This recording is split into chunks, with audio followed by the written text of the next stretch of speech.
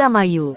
Puluhan perwakilan kelompok tani dan raksa bumi dari 4 kecamatan di Indramayu, yakni Patrol, Anjatan, Supra, dan Gabus mendatangi kantor PT Nindya Karya yang berlokasi di Desa Jatireja, Kecamatan Coompreng, pada Senin tanggal 16 Desember tahun 2024. Para petani menyampaikan aspirasi mereka terkait kebutuhan tambahan debit air untuk mendukung musim tanam rindeng. Mereka menuntut agar pihak proyek menambah pasokan air dari PJT sebesar 5 kubik. Sebelum proyek ini berjalan, petani biasa menerima pasokan air hingga 22 kubik. Namun, sejak proyek berjalan, debit air yang diterima petani menurun drastis. Juga dikatakan Ahmad Yani, salah satu perwakilan petani dari Desa Mekarsari, Kecamatan Patrol ditemui kreator TV menegaskan,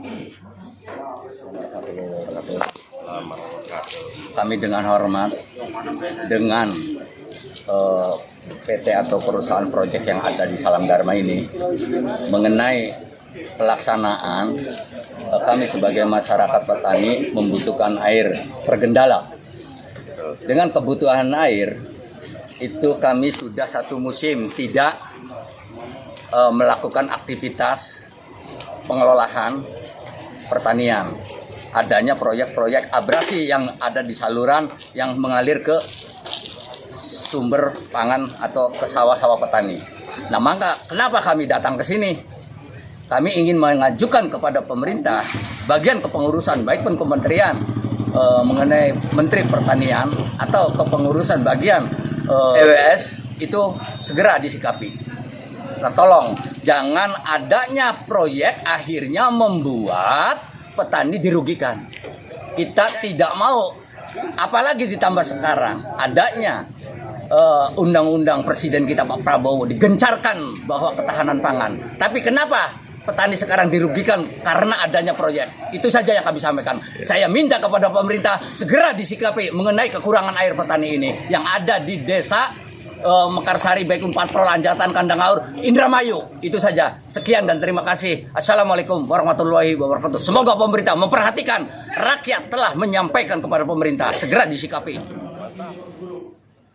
Lanjut Erwan, selaku proyek manajer PT Nindya Karya, ditemui kreator TV menjelaskan. Kami dalam hal pelaksanaan ini kan tidak lepas dari koordinasi. Jadi dalam hal pelaksanaan ini kan kami tidak berdiri sendiri. Selaku kontraktor kami ada konsultan supervisi, ada owner yang dalam hal ini BWS. Ya kami akan tindak lanjutnya nanti bersama ini tadi owner sama konsultan supervisi tadi. Tentunya poin-poin yang disampaikan di sini tadi akan kita bahas kembali dalam minggu ini sesuai yang saya sampaikan tadi ke masyarakat. Ya. Jadi sebenarnya sesuai yang saya sampaikan pada saat tanggal 18 November itu sebenarnya titik koordinasi kita secara bersama. Cuma kemarin, ya saya kan bukan selaku pihak pengundang, yang mengundang itu kan owner. Di dalam undangan itu mungkin seluruh kelompok tani itu diundang. Cuman yang bisa hadir mungkin tidak seluruhnya, termasuk yang Mekarsari tadi mungkin tidak hadir. Kalau hadir semua sebenarnya final. Ada hal-hal yang urgent yang perlu kita putuskan dalam hal kebutuhan air itu disampaikan semua di sini. Kalau dari yang perwakilan yang hadir pertama, mereka cuma kebutuhan air kemarin sekitar 12-15 kubik. Nah dengan asumsi itu, maka kita carilah solusi 2 yang kami tawarkan tadi. Yang pertama, penutupan total selama 1,5 bulan, atau yang kedua, tetap kita fungsikan tapi kami butuh waktu untuk membuat pengelah. Cuma yang dibuatkan pengelah ini, air yang bisa kita suplai ke masyarakat itu maksimal sebesar 15 kubik, minimalnya 10-12. Nah itu sebenarnya kalau berdasarkan desain awalnya sudah terpenuhi. Nah ternyata dalam hal pelaksanaan, ternyata yang 5 pintu ini kebutuhan lebih dari 12 kubik. Ya 22, memang kalau normal memang 22 kubik, karena ada pelaksanaan ini tadi, ya kita tutup separuh, 1-2 kita buka, 2 sampai pintu 3 sampai pintu 6 kita tutup untuk pelaksanaan konstruksinya. Sebenarnya konstruksi tidak terlalu panjang lagi, konstruksinya tinggal 57 meter lagi untuk menghubungkan antara pintu inletnya Bugis ke kantong lumpur kita. Kalau total sebenarnya kami butuh waktu cuma 1,5 bulan tuntas.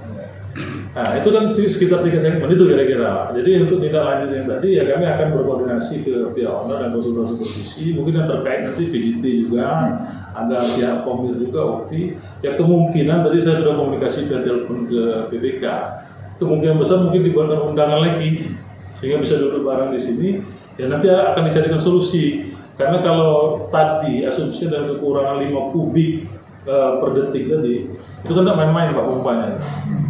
Minimal pompa banjir pun mungkin tidak sampai 5 kubik per detik. Harus pompa besar.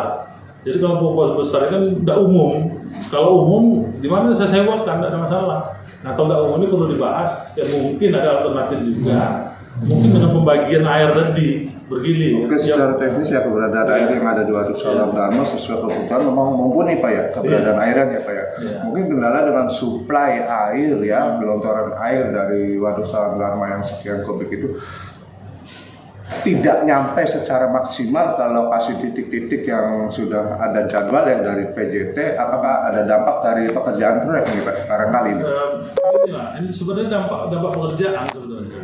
Jadi kalau sebenarnya berfungsi normal, itu tadi itu bisa menyuplai 22 kubik. Kalau dari suplainya tidak ada masalah. Karena di sini kan ada dua, suplai dari Sungai Cipunegara. Kalau Cipunegara posisi sungainya turun, itu ada dari suplesi dari STT Tarum Timur, ada masuk dari situ. Sekarang permasalahannya kita lagi mau konstruksi untuk ini tadi. Terakhirnya Pak. Itu tadi, kami selagi masih ada, tadi kan saya minta info juga gini, karena kami keterbatasan masalah yang pompa tadi, saya minta info dari BWS. Kalau seandainya, ya paling solusi itu dari pompa banjir tadi Pak. Pompa banjir itu bisa kami sewa kalau memang diizinkan dari BWS. Nah, cuma kan BWS sekarang ternyata masih siaga banjir di posisi ini, di Bandung. Itu belum bisa dipakai.